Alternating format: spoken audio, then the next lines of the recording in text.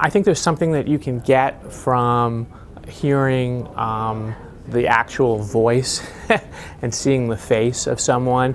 You get the sense that you're hearing their words, and it's not just the little clip that the journalist has chosen. Especially the way web video has been working, you seem to get a little bit more of a raw feel than you would find on traditional television. Also, it tends not to be as heavily edited. You tend to get sort of the straight conversation without interruption. I think with the adoption of broadband becoming, out of pretty much everybody in the business space has it both at work and at home. The fears about the quality of the video not translating to the internet connection isn't there anymore. So pretty much everybody's having a good experience looking at the video.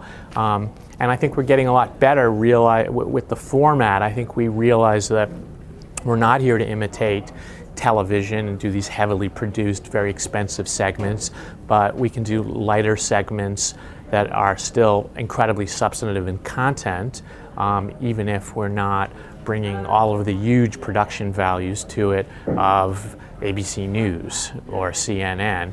But the readers still appreciate it and will consume it based on the content. What are your thoughts initially about sponsorship, advertising, channel sponsorship, pre-roll? Tell us a little about what your initial thoughts are as this area evolves. Well, there are a bunch of different models, and we have to date on our websites, Fast Company and Inc., been using traditional pre-roll and post-roll that we sell on a CPM basis. But with someone as high profile as Robert and some of the other influential personalities we'll be bringing on, some of the sponsors are more interested in the brand affiliation with the influential audience, the affiliation with both the Fast Company audience and the audience that Robert brings and these other influential people bring. So we're working with them in interesting ways as to how a sponsorship can go beyond just pre-roll.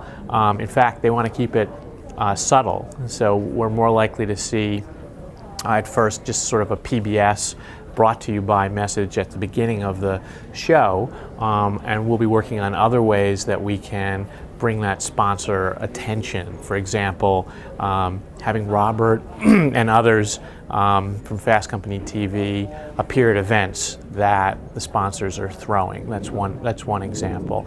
Or doing advertorial pieces that are clearly delineated as separate shows that are about some of the sponsor's products. So that's something that we might also consider. So again, it's more subtle than pre-roll and post-roll, and that's what I'm hearing a lot of in the last couple of weeks.